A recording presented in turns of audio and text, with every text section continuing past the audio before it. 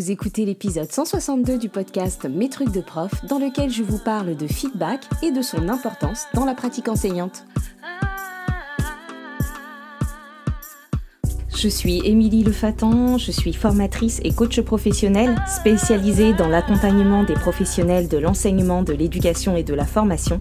Et dans le podcast Mes trucs de prof, je partage avec la communauté enseignante des réflexions, des conseils, des découvertes, avec l'intention de réfléchir et de faire réfléchir, de remettre du sens et du bien-être dans les pratiques et par ricochet dans la vie des élèves. Mes trucs de prof est disponible sur toutes les plateformes et également sur le site mestrucsdeprof.fr. Et si vous avez envie de travailler avec moi, je vous propose de faire un tour sur mestrucsdecoach.fr pour découvrir les différents accompagnements que je propose, qu'ils soient individuels ou collectifs.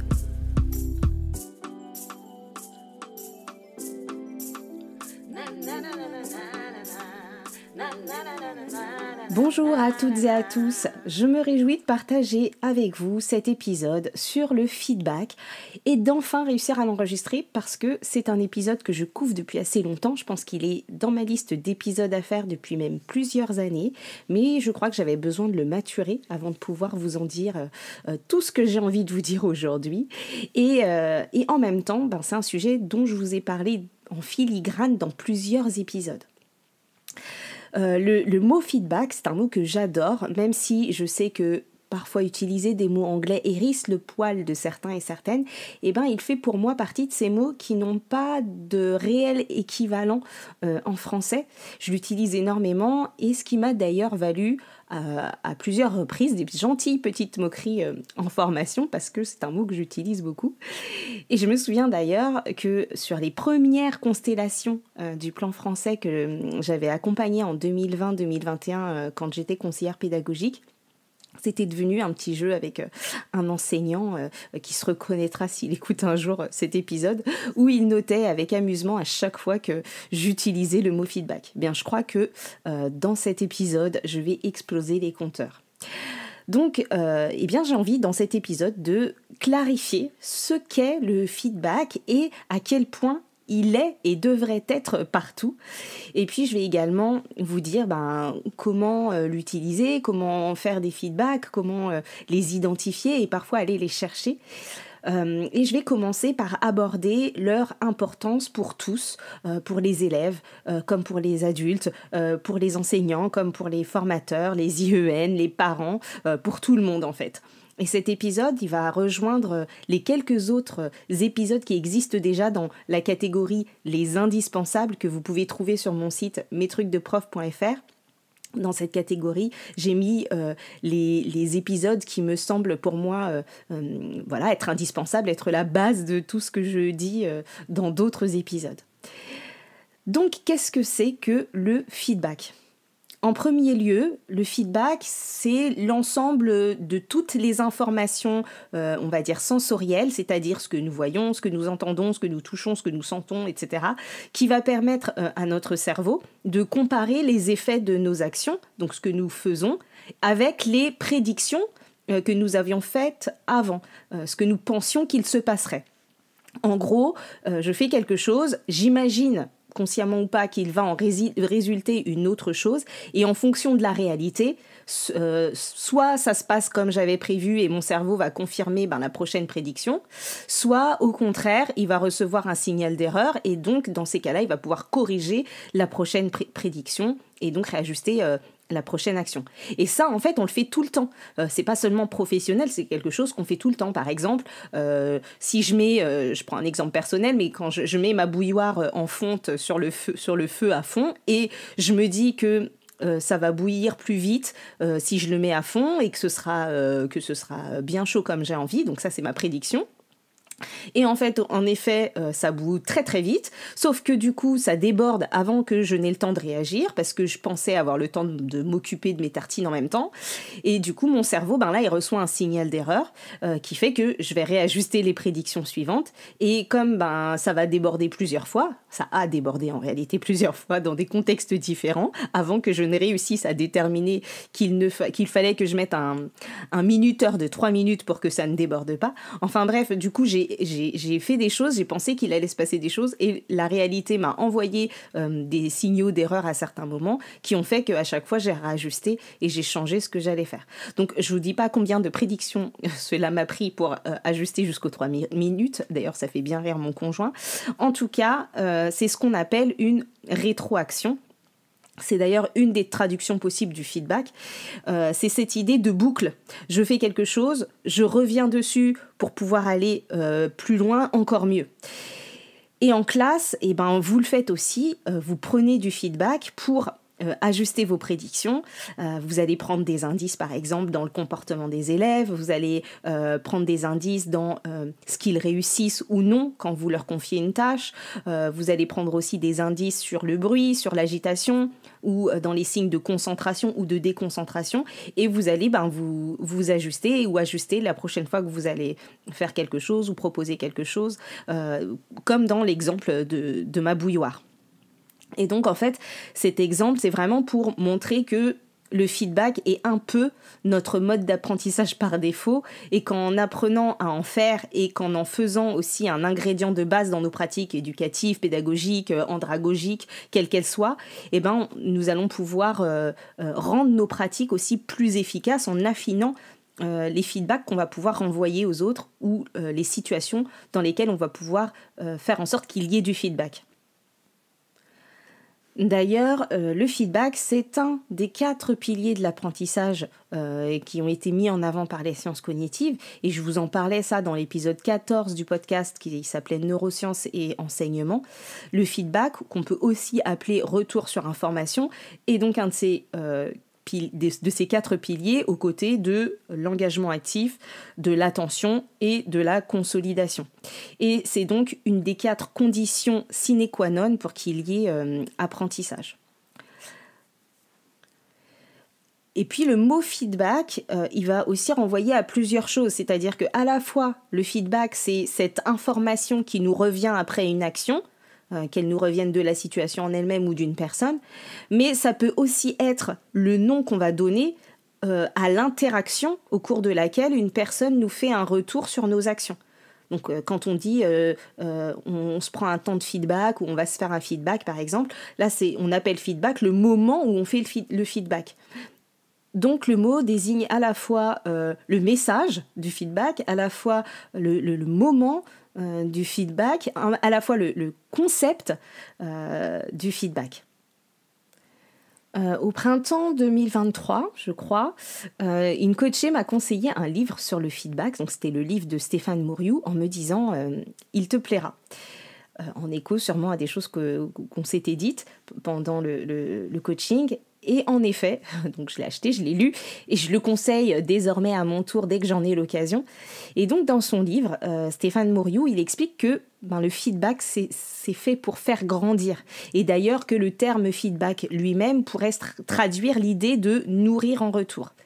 Donc le feedback, c'est quelque chose qui est censé nous faire grandir et c'est assez naturel quand il vient des situations ou des objets, comme dans la situation de ma bouilloire, puisque je reçois un retour sur ce que j'ai fait et je trouve comment améliorer la situation la fois d'après. Donc je grandis dans cette situation-là.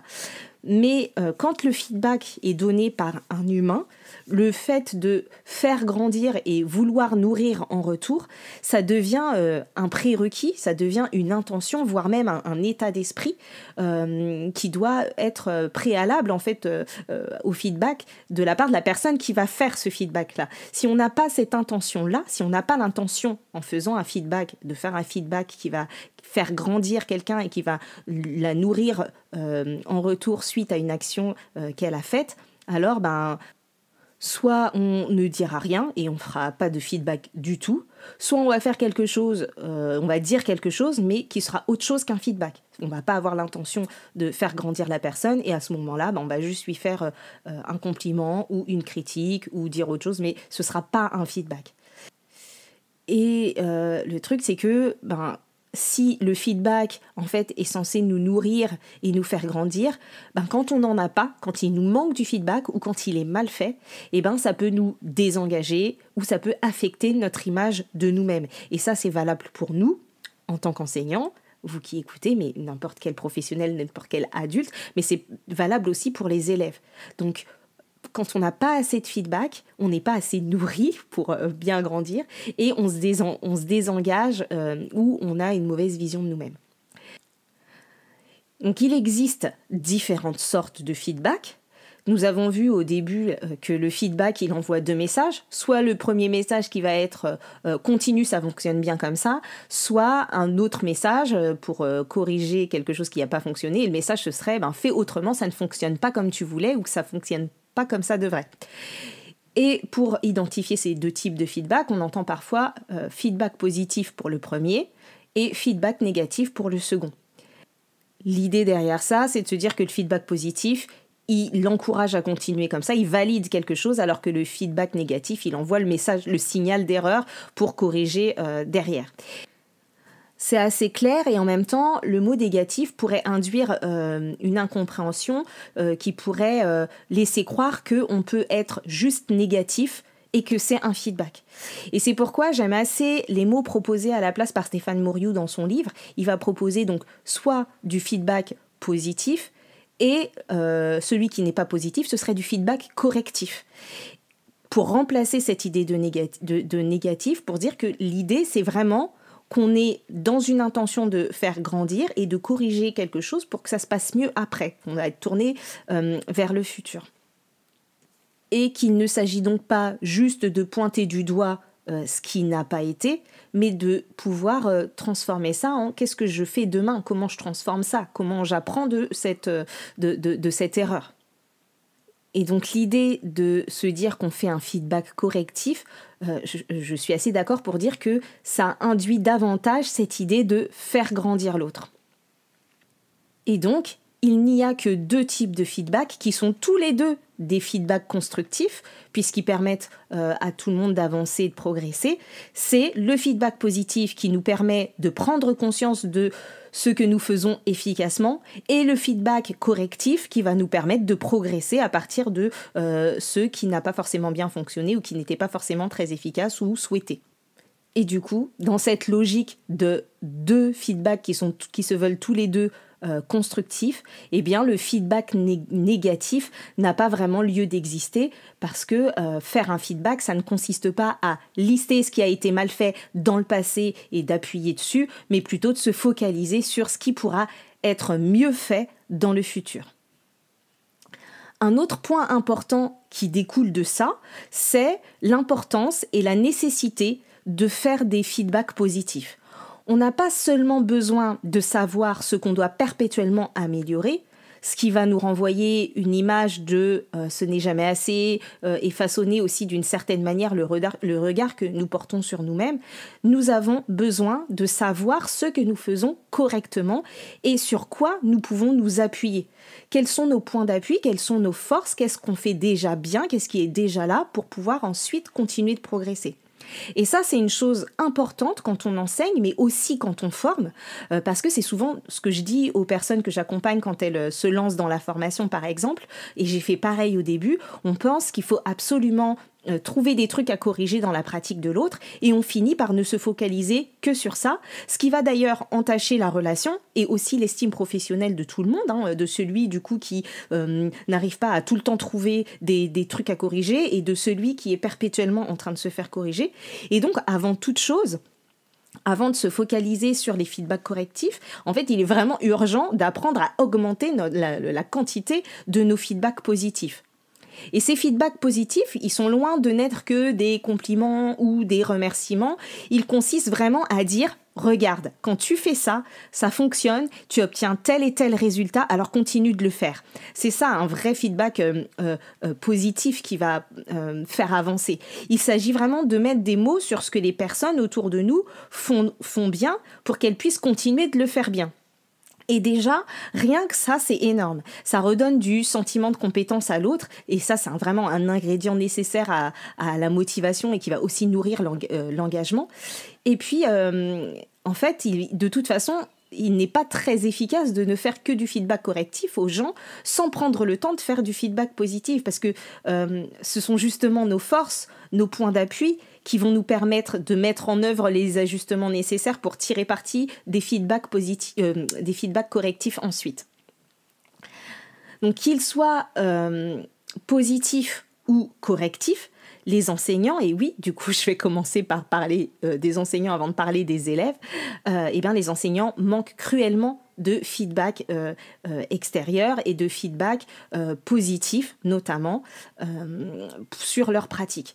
En fait, les rendez-vous de carrière sont vraiment trop rares, trop espacés pour pouvoir remplir cette mission efficacement, et leur rareté dans la carrière fait que ça devient des moments de stress trop grands pour vraiment bénéficier efficacement d'un feedback régulier qui nous fasse progresser régulièrement.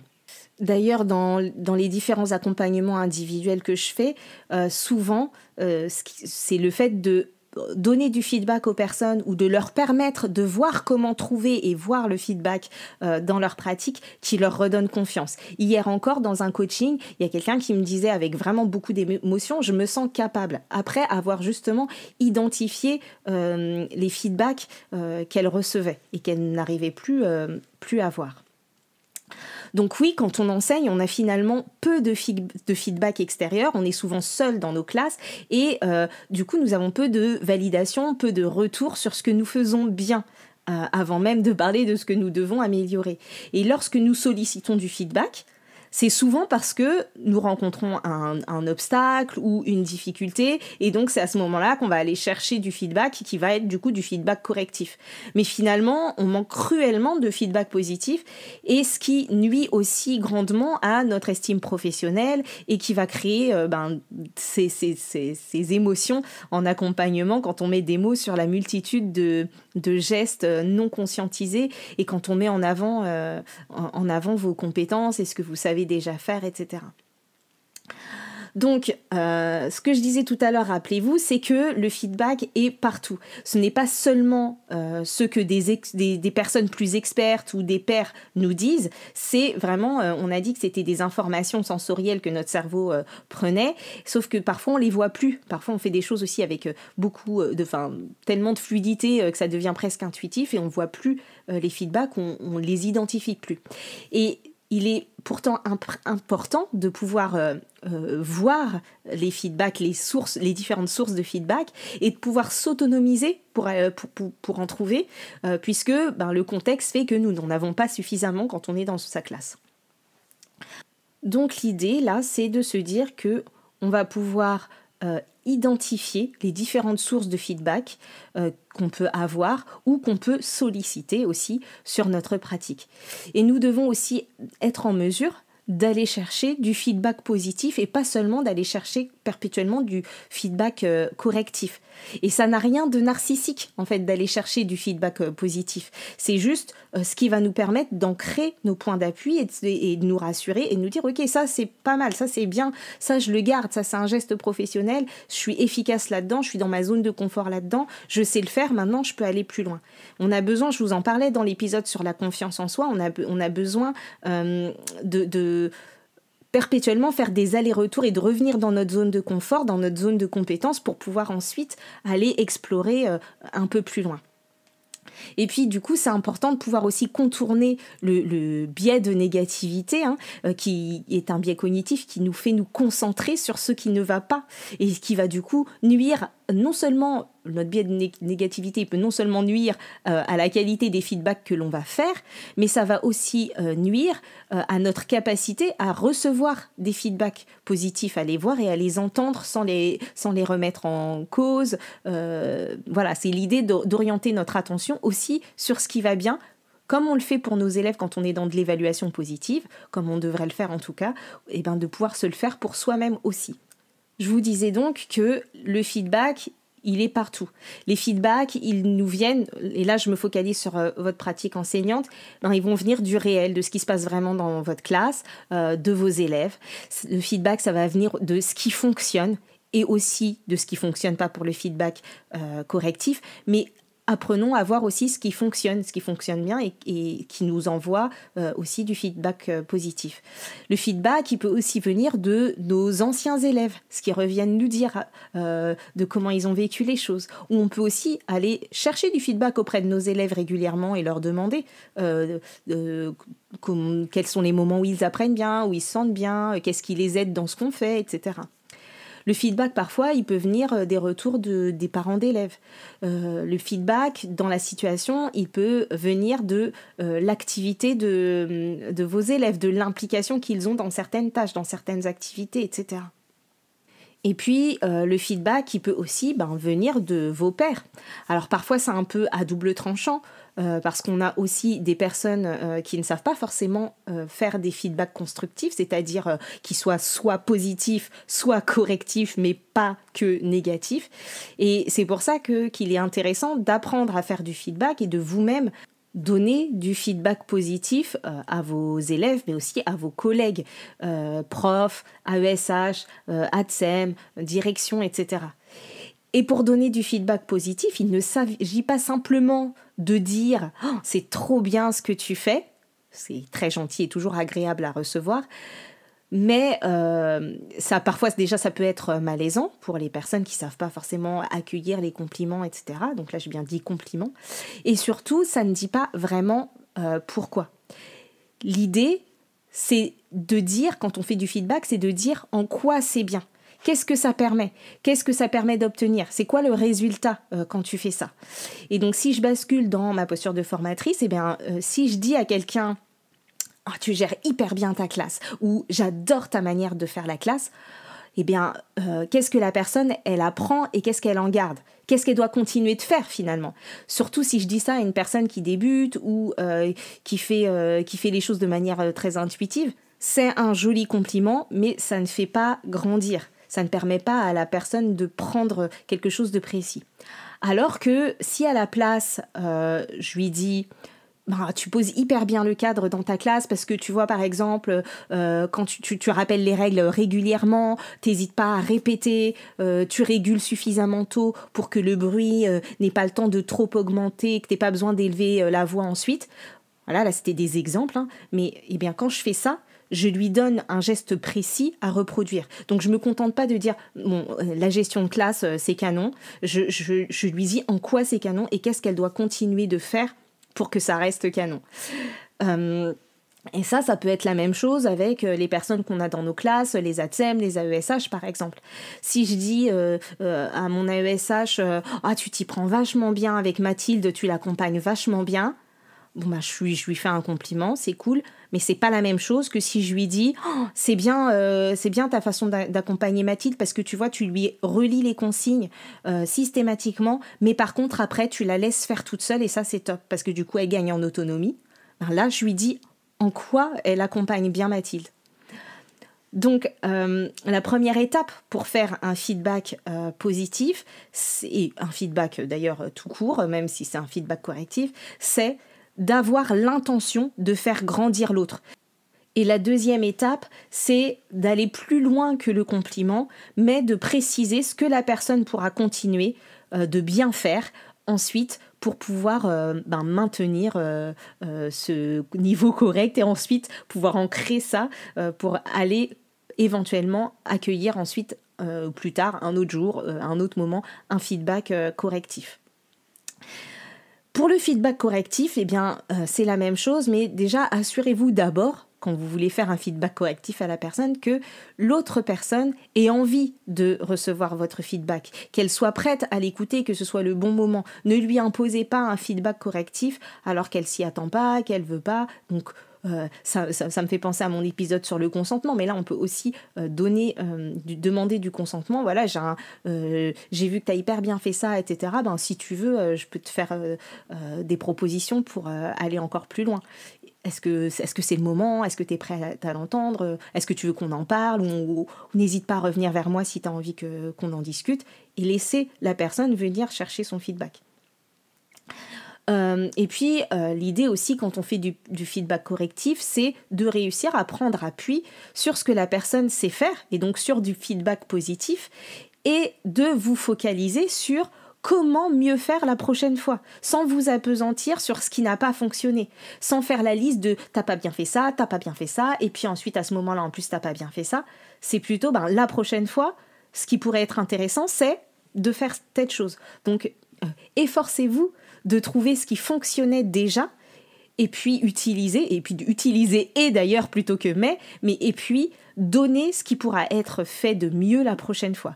L'idée, c'est donc, comme je le disais tout à l'heure, de ne pas lister ce qui ne va pas, mais vraiment de donner des pistes pour progresser. Et on en revient là à cette intention du feedback qui est vraiment un prérequis. Voilà, j'aimerais bien vous en dire plus, mais en réalité, ça pourrait faire l'objet d'une formation complète. Donc si déjà vous gardez en tête l'idée que vous pouvez donner encore du feedback positif autour de vous, à vos collègues notamment, ce serait génial. Et on n'y est pas forcément habitué. Donc vraiment, je vous invite à vous challenger et à le faire de plus en plus. Et puis, entraînez-vous aussi à la maison, avec vos ados, avec vos conjoints, avec votre famille. Le feedback positif, vous pouvez en faire partout, même dans les magasins, avec tout le monde en fait. Et je pense particulièrement à ceux d'entre vous qui ont des ados à la maison avec lesquels on est bien prompt à noter tout ce qu'ils n'ont pas fait, les chaussettes qui traînent par terre, le lave-vaisselle qui n'est pas rangé, ça peut être un challenge aussi de se dire ok, faisons aussi du feedback positif avant d'aller faire de la critique ou du feedback correctif avec nos ados. Et ça me fait une bonne transition pour vous parler du coup de la place du feedback en classe au profit des élèves et des apprentissages. Donc là, avec les élèves, on va pouvoir transposer les mêmes principes, c'est-à-dire que les élèves ont besoin de feedback positif et de feedback correctif. Et ces feedbacks, ils doivent leur permettre de savoir comment continuer de bien faire ce qu'ils ont déjà fait ou comment mieux faire à l'avenir, mieux réussir à l'avenir, ce qu'ils n'ont pas réussi, ce qui a été difficile, etc. Donc nos feedbacks, ils vont pouvoir concerner en classe tous les domaines et pas seulement le disciplinaire. Et ils vont aussi bien concerner nos interactions orales. Donc on va aussi bien faire des feedbacks à l'oral que des retours à l'écrit. Et ça, je vous en parlais des retours à l'écrit, des annotations, dans l'épisode 83 qui s'appelait « Comment annoter les travaux d'élèves de façon plus explicite ». Donc sur le même principe que mes précédents exemples, si je me contente d'écrire très bien, je ne vais pas faire un retour suffisamment efficace pour que l'élève sache ce qui a bien fonctionné et ce qu'il doit refaire de bien la prochaine fois. Je ne dis pas à l'élève comment il va pouvoir continuer efficacement. L'idée, c'est de pouvoir dire à l'élève, alors à l'écrit ou à l'oral, selon la situation et selon ce qui est possible, pourquoi c'est très bien, qu'est-ce qu'il a bien fait. Il a bien mémorisé, il a bien réussi à réinvestir telle et telle connaissance, il a bien structuré son propos, il a bien, selon la matière, la discipline, le niveau, qu'est-ce que les élèves ont bien fait.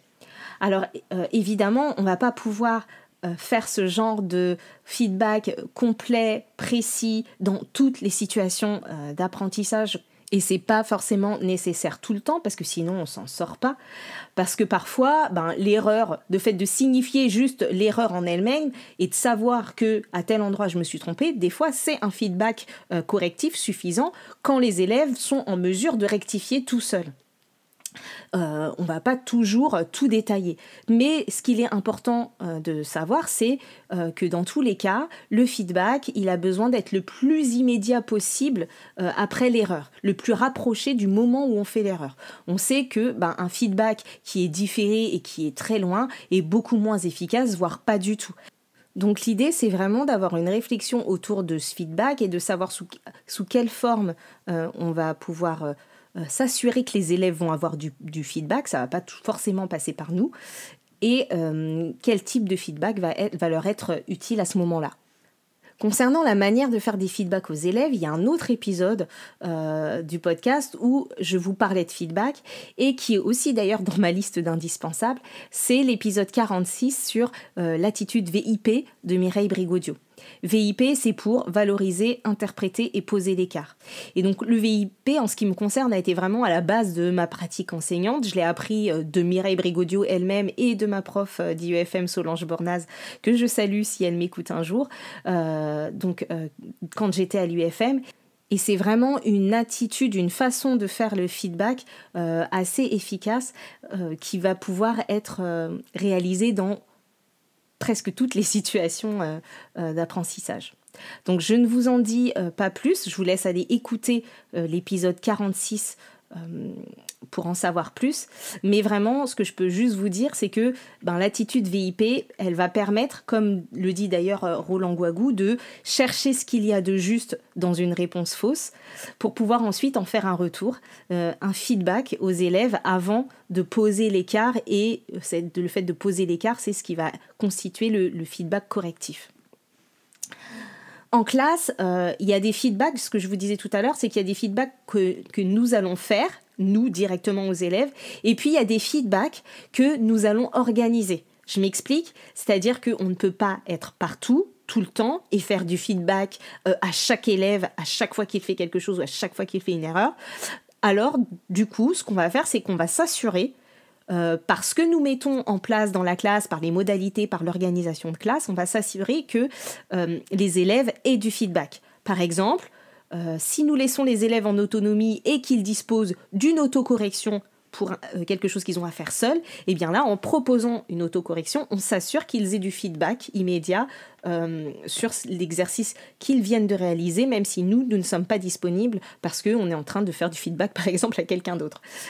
Donc ce sont des feedbacks qui parviendront aux élèves sans notre intermédiaire, et lorsque nous planifions nos séances, lorsque nous préparons nos exercices, en fait il est important d'avoir ce souci du feedback, de se demander si les élèves auront du feedback et sous quelle forme. Est-ce que ça passe par nous? Est-ce que ça passe par une autocorrection? Est-ce que ça passe par une validation de quelqu'un d'autre ou des pairs, etc.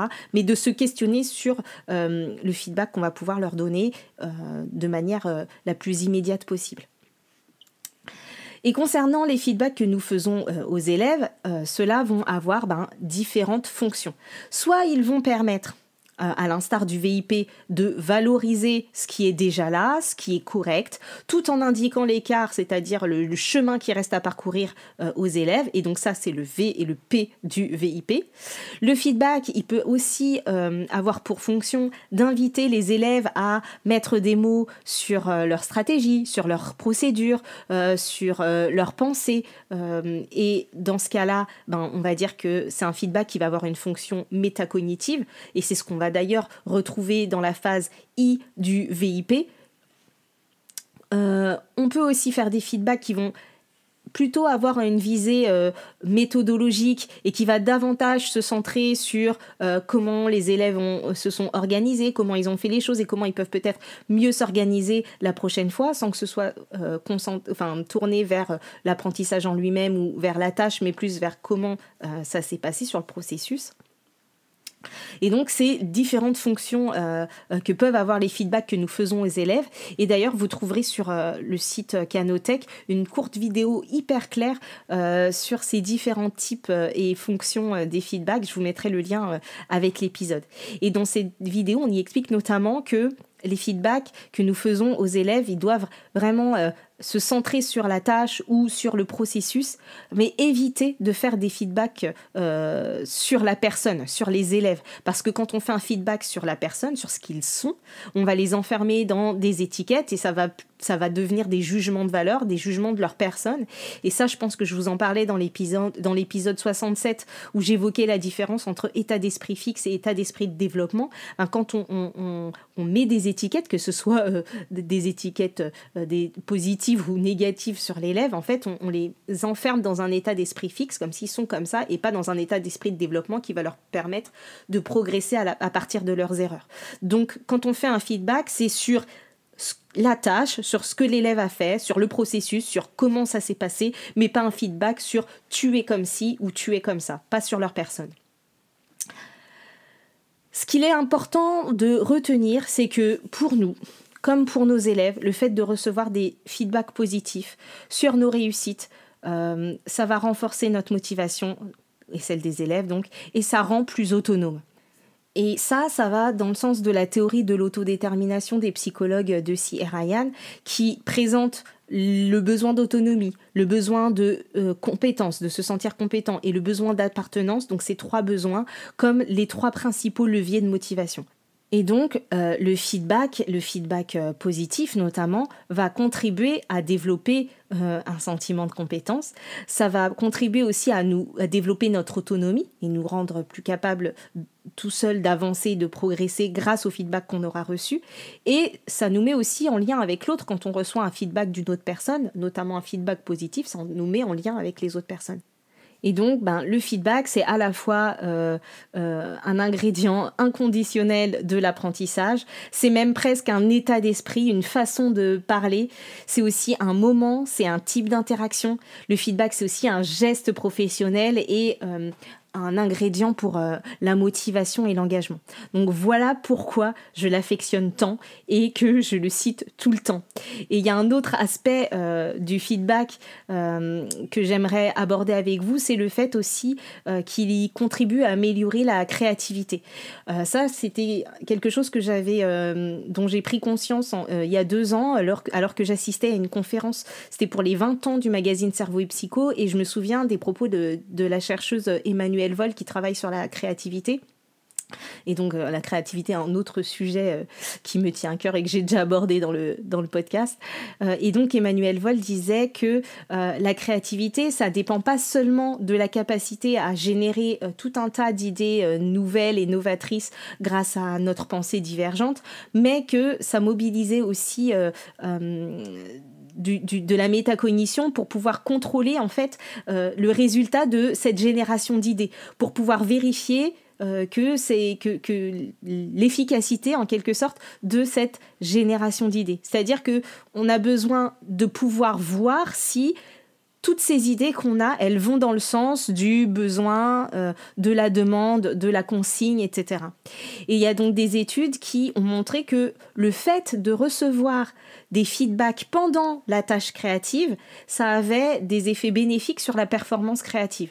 Et je trouve que c'est intéressant à avoir en tête pour toutes les situations où on demande aux élèves de mobiliser leur pensée créative, que ce soit des activités artistiques ou pas, vraiment la pensée créative et donc la capacité à avoir... à générer de nouvelles idées, des idées un peu divergentes, etc. C'est le fait que leur donner du feedback en cours de tâche, au lieu d'attendre la fin de la tâche, ça peut leur permettre de s'améliorer et d'augmenter la performance créative. Donc je pense par exemple à toutes les situations de production d'écrit ou tous les projets qu'on peut avoir où les élèves ont un peu de liberté de création ou des projets aussi artistiques, etc. Donc je vous laisse y penser, je vous laisse digérer cette information et je suis sûre que vous trouverez quoi faire de cette information qui est donc que du feedback en cours de tâche créative permet d'améliorer la créativité. Voilà, je crois que je vais m'arrêter là.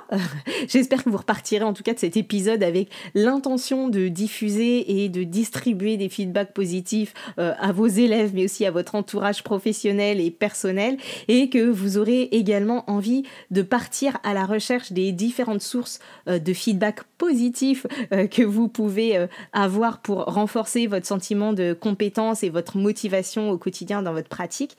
Et puis, je pourrais d'ailleurs vous parler encore des heures, je pense, de ce sujet, mais donc je m'arrête là et en plus je crois que je suis à 97 occurrences du mot feedback en 38 minutes d'épisode. Donc, je crois que voilà, on a battu un record et je terminerai en disant que si vous avez envie de travailler sur la question du feedback ou d'obtenir du feedback, n'hésitez pas à me solliciter pour un accompagnement parce que je pense que le feedback est présent dans tous les accompagnements que je propose, que ce soit le coaching, le mentoring, les formations, le co-développement. Voilà, n'hésitez pas à me solliciter. Merci pour votre écoute. Vous pouvez retrouver les autres épisodes du podcast sur mestrucsdeprof.fr ou sur les différentes plateformes d'écoute de podcast. Pensez à attribuer le maximum d'étoiles pour soutenir le podcast et le rendre plus visible quand c'est possible, notamment sur Apple Podcast ou sur Spotify. Vous pouvez me retrouver sur les réseaux sociaux, notamment sur Instagram, Facebook et LinkedIn. Et vous pouvez également me contacter via l'adresse mail contact@metrucsdeprof.fr. Vos retours, vos commentaires, vos partages, vos questions sont vraiment précieux. Merci à toutes les personnes qui prennent le temps de m'écrire et d'échanger. Et si vous voulez recevoir du contenu supplémentaire 2 fois par mois, inscrivez-vous à ma newsletter sur metrucsdecoach.fr/newsletter. Je vous retrouve bientôt pour un prochain épisode et d'ici là, prenez soin de vous. Bye bye.